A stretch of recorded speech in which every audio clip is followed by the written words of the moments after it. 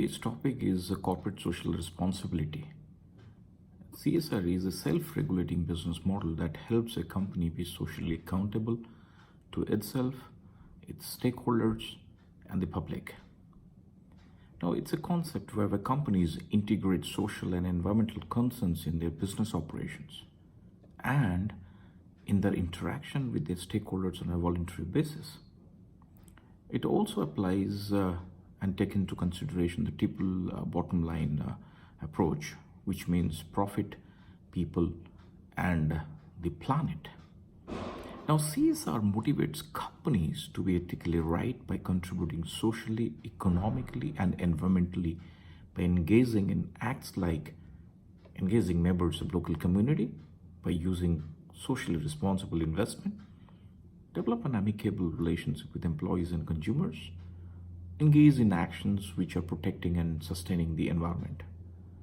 Now, this is the definition of CSR and the meaning for the general mass. What is the law of corporate social responsibility in India? Now, for this, the Companies Act 2013, which is a successor to the Companies Act 1956, made CSR a compulsory act. Under the notification dated 27th February 2014, under Section 135 of the new Act, CSR is compulsory for all companies, may it be government or private or otherwise, provided they meet any of the one or more of the following fiscal criteria. And what are those criteria? There are three criteria. You have to either meet any one or more of the following. Now, what is the first one? The net worth of the company should be 500 Indian National Rupee or more. Second, the annual turnover of the company should be 1,000 crores Indian National Rupee or more. Third, annual net profits of the company should be at least 5 crore Indian National Rupee. If the company meets any one of the three fiscal conditions as stated above, they're required to create a committee to enforce its CSR mandate with at least 3 directors, one of whom should be an independent director. Now, if you look into CSR has 4 types of social responsibility, and it includes environmental responsibility, philanthropic responsibility, ethical business practices responsibility, and economic responsibility. Now, the responsibilities of the above-mentioned committee, the CSR committee, will be creation of an elaborate policy to implement its legally mandated CSR activities. CSR Act should conform to Schedule 7 of the Companies Act 2013. The CSR committee will allocate and audit the money for different CSR purposes. It will also be responsible for overseeing the execution of different CSR activities. The committee will issue an annual report on the various CSR activities undertaken. CSR policies should be placed on the company's official website in the form and format approved by the committee. The board of directors is bound to accept and follow any CSR related suggestions put up by the mentioned committee.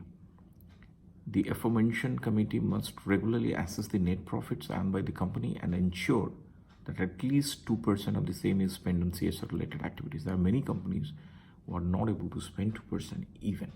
The committee must ensure that local issues and regions are looked into first as part of CSR activities.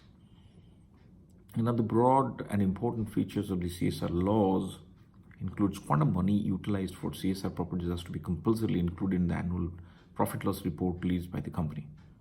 The CSR rules came into force on 1st April 2014 and will include subsidiary companies, holdings, and other foreign corporate organizations which are involved in business activities in India. CSR has been defined in a rather broad manner in Schedule 7 of Companies Act 2013. The definition is exhaustive as it includes those specific CSR activities listed in Schedule 7 and other social programs not listed in Schedule 7, whose inclusion as a CSR activity is left to the company's discretion. Now, ladies and gentlemen, today we have discussed about CSR, its 4 pillars, and we also talked about which are the companies who are eligible for CSR activities. Now, The last point will be why CSR in India is not working. I mean, there are a lot of researches which has been conducted, and they claim companies, while having enormous fiscal resources, lack adequate knowledge of existing public problems and policy measures.